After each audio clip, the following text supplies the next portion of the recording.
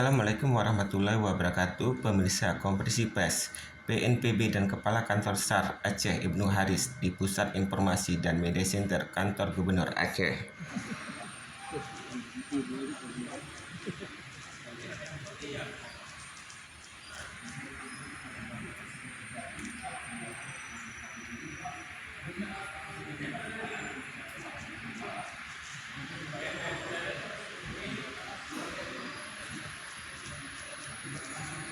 Bencana hidrometeorologi di Provinsi Aceh masih melaksanakan bersama unsur gabungan.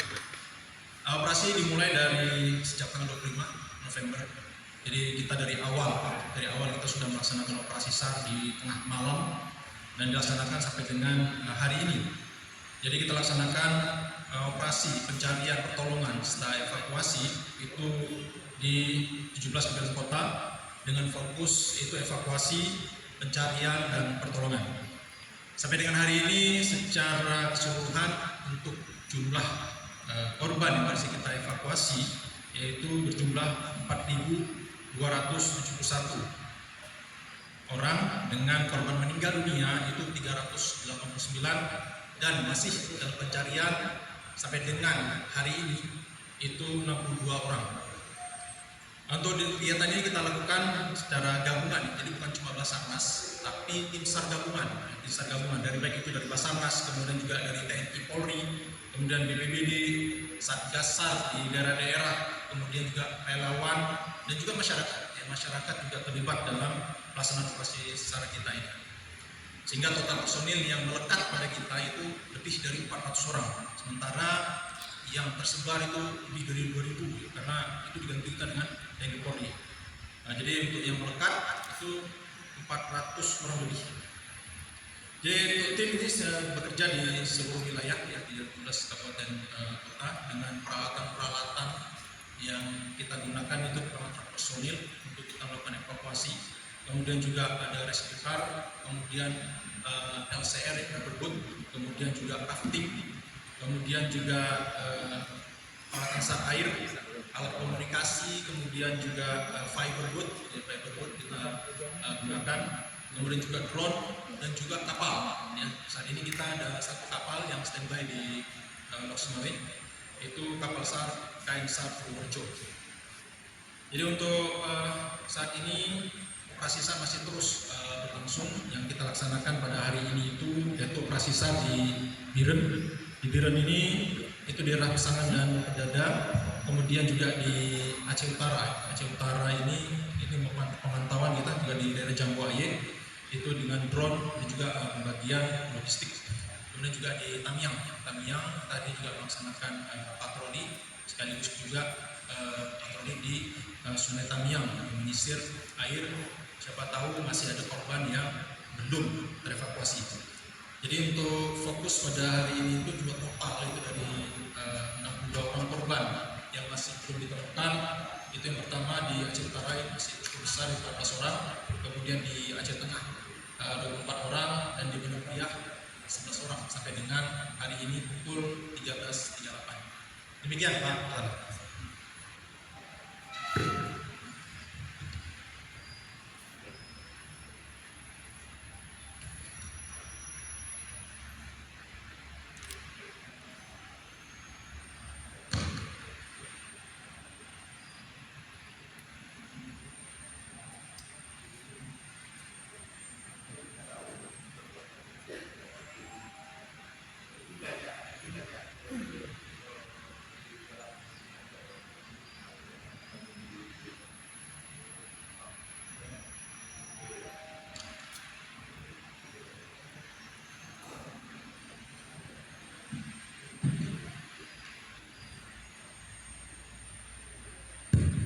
Ini kalau ada yang mau bertanya bisa langsung.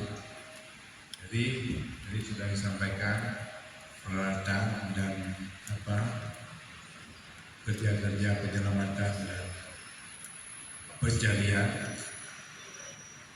Kalau ada yang ingin bertanya, silakan. Assalamualaikum warahmatullahi wabarakatuh. Saya Siti dari RRC Aceh. Saya ingin bertanya Pak, untuk proses evakuasi sendiri ini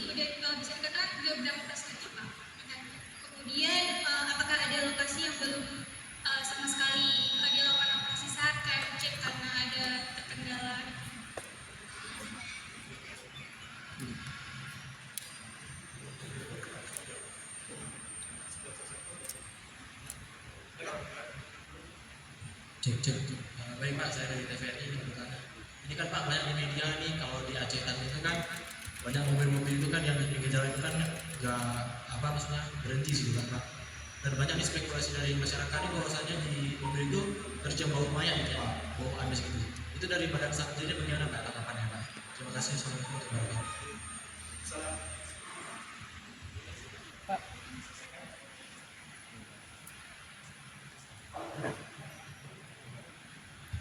Ya, melengkapi pertanyaan dari TVRI, peralatan yang sudah digunakan, saya Wandi dari Info Publik. Ya. Selain drone dan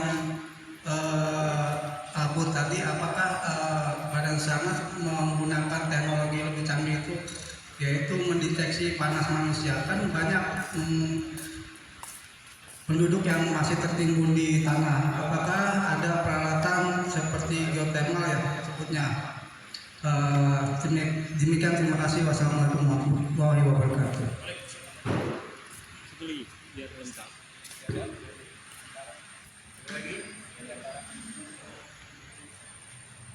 Assalamualaikum warahmatullahi wabarakatuh.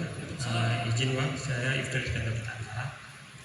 Untuk sejauh ini tadi disampaikan ada 4 ribuan selain kita evakuasi itu bersama tim gabungan.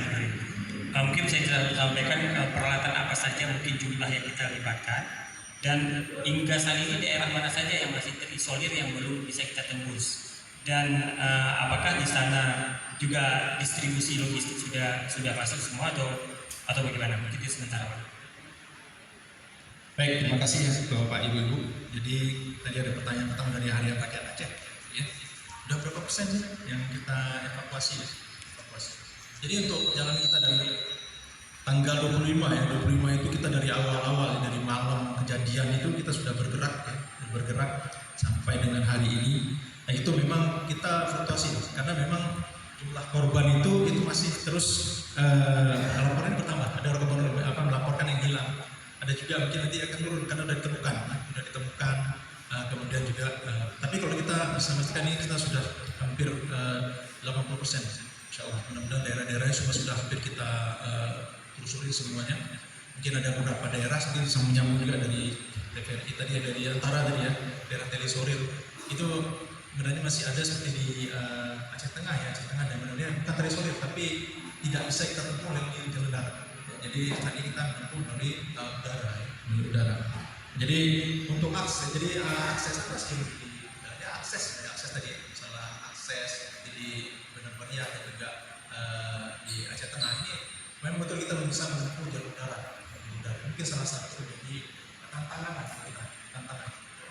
kita supaya kita bisa mengakses itu daerah itu. Tapi personil kita sudah ada di sana, personil kemudian juga peralatan, bahkan kita sudah mengirimkan personil itu menggunakan pesawat BNPB waktu itu mengirimkan personil ke sana melakukan operasi SAR.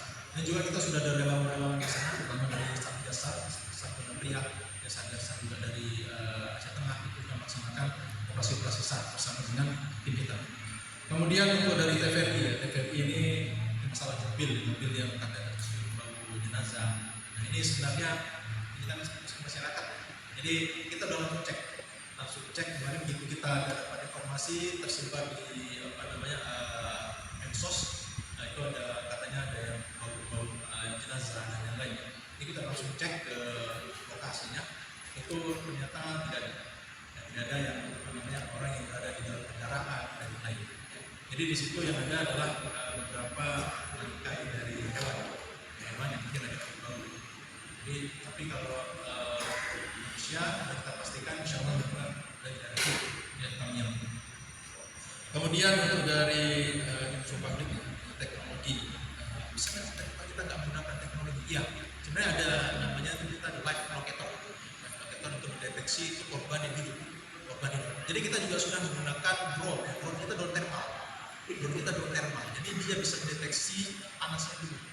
Jadi dari ketinggian itu kita bisa mendeteksi dan ini lebih canggih lagi daripada kita menggunakan live locator. Jadi dia bisa menggunakan itu macam-macam. Kalau live locator itu biasanya yang tertimbun dan dia masih tertimbun kemudian atau mungkin di bawah reruntuhan itu kita bisa menggunakan live locator. Kemudian kita juga bisa menggunakan drone thermal. Drone thermal ini untuk mendeteksi panas tubuh juga tapi dari udara. Nah, dari udara. Biasanya korban-korban yang biasanya mungkin apakah dia nyangkut atau mungkin berada di atas air itu bisa kita deteksi menggunakan drone thermal. Dan kita juga sudah mempersiapkan rencana itu adalah K9. Ini kan sudah surut, yang air sudah surut. Ya, sekarang mungkin yang perlu kita siapkan nanti ke depan ini adalah K9. Kita sudah merencanakan untuk K9. Kemudian dari antara peralatan, jumlah peralatan mungkin kita banyak ya, mulai dari personil itu kita ada 6 unit, ada juga rescue car dan juga rescue carrier itu ada 9, kemudian juga LCR juga cukup banyak.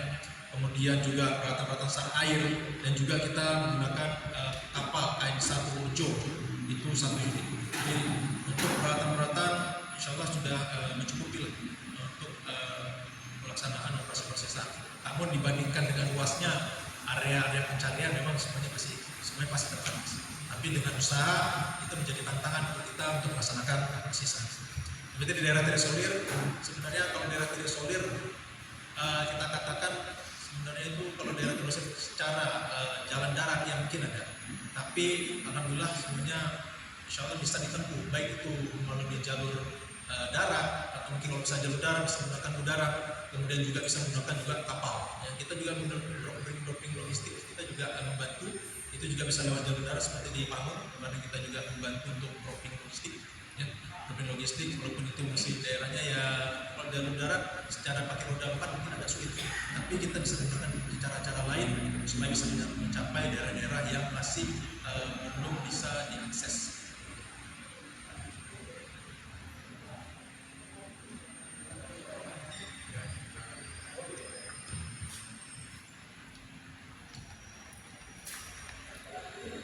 Info publik, maaf ya, tadi ketinggalan. Menurut prediksi ke depan bulan Desember hingga bulan Januari masih dalam kondisi cuaca buruk dan hujan masih mungkin terjadi. Nah, peringatan dini atau El Nino apa yang diterapkan oleh Badan SAR ke depan?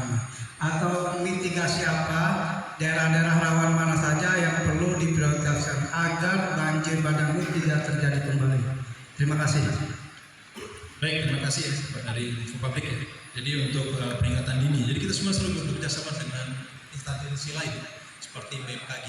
BMKG ini selalu mengeluarkan informasi-informasi. Setiap hari hampir 24 jam itu mereka mengeluarkan informasi-informasi baik terkait dengan peringatan dini cuaca dan lain-lain. Jadi kita bekerja sama dengan mereka dan kita juga mempublish informasi mereka dari BMKG melalui grup. Kemudian juga mitigasi apa yang kita lakukan sebenarnya sudah dari sebelum dari kejadian bencana kita sudah melakukan mitigasi. Salah satunya adalah menulis sargus usul, jadi sargus sekolah untuk masyarakat. Kemudian juga kita melakukan pelatihan masyarakat dari pelatihan potensi, kita melakukan pelatihan. Jadi salah satu yang dasarnya adalah satgas ini adalah relawan yang kita latih. Jadi kita sudah mitigasi itu supaya bisa siap menghadapi, karena masyarakat kita berada di ujung ya, di tempat kejadian. Sementara kan kita mungkin perlu waktu untuk mencapai tempat itu. Tapi dengan kita mendidik masyarakat, itu masyarakat sudah siap untuk menghadapi baik itu bencana maupun kecelakaan. Gitu. Izin, saya Novel dari Dialeksis. Ini kan kalau dibilang ini dari informasi dari masyarakat lah, katanya kan Basarnas ini masih lambat dalam kerja dan misalnya penanganannya lambat seperti di daerah Sawang, Saudara, Langkahan, Aceh Tamiang, daerah Tengah dan seterusnya. Itu apa kendalanya Pak di lapangannya? Dan kalau untuk personil Basarnas sendiri ada berapa tuh? Kalau yang di Aceh dan yang dari impor lah, dari luar, misalnya dari Jawa ataupun dari daerah lain tuh ada berapa yang masuk? Sekian Pak. Baik, Mbak, dari Dialeksis ya, untuk Basarnas masih lambat. Jadi sebenarnya kita itu sudah berada di lapangan, seperti sampaikan tadi, di hari pertama. Pada saat kejadian malam itu kita sudah berada di lapangan. Yang kita melaksanakan operasi seperti ini, relawan-relawan kita sudah bergerak di malam itu. Dan malam kejadian, yaitu mungkin sekitar pukul itu jam-jam sisa jam 9-an itu sudah kita melaksanakan operasi, mulai dari relawan kita di Sulawesi dan Aceh Utara, kemudian juga personil kita di Biren, kemudian kita malam itu sudah ingin mengirimkan personil kita ke Aceh Utara, namun di Pidijaya ternyata sudah banjir waktu itu, maka kita berhenti di Pidijaya untuk melaksanakan proses evakuasi.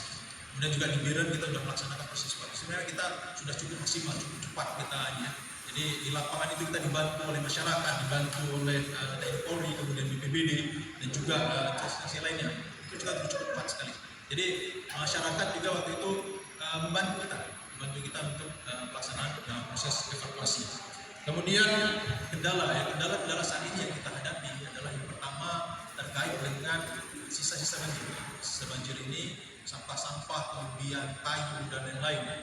Kemudian juga material-material longsor ini sebenarnya sebagai tantangan untuk kita sebenarnya. Kemudian juga akses juga seperti itu, akses umpamanya kita tidak bisa menempuh jalur darat, tapi kita bisa menempuh jalur darat. Jadi sebenarnya secara umum mungkin kendala bagi kami itu bukan kendala, tapi sebagai tantangan supaya bisa mengakses semua korban sehingga bisa kita lakukan proses evakuasi pencarian. Oh iya, jumlah personil sebenarnya kalau di Aceh ini jumlah kita ada 155 orang, tapi itu kita saat ini dibantu oleh banyak personil, baik itu dari kantor SAR lain ya, yang berada di Tanjung Pinang kemari menggunakan kapal mereka menuju kemari, kemudian juga dari relawan-relawan dan juga dari TNI Polri. Cukup banyak kita untuk personil. Saya rasa kalau untuk personil insya Allah secara gabungan itu cukup di Aceh. Kira-kira itu cukup nggak Pak? Dari banjirnya kan kita parah. Kira-kira itu cukup nggak Pak? Kalau dari banjir ini kan parah memang.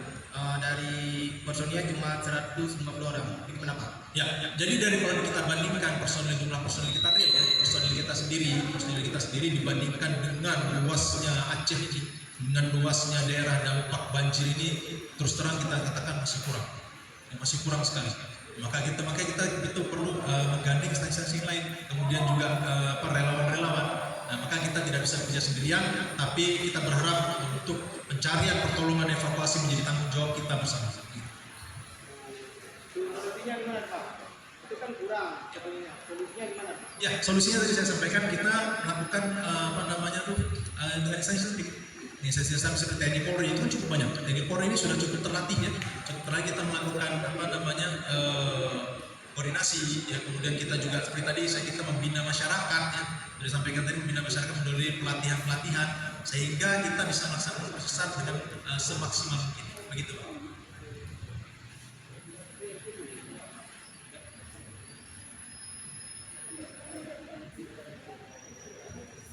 Masih ada lagi? Jika tidak ada, tolong teman-teman media sampaikan kepada teman-teman yang selama ini mengirim katanya ada posko atau sesuatu, ada pengungsi atau kebutuhan bantuan mengirim itu, tolong itu disebutkan dengan jelas dengan titik koordinat jika memang bisa dikirim.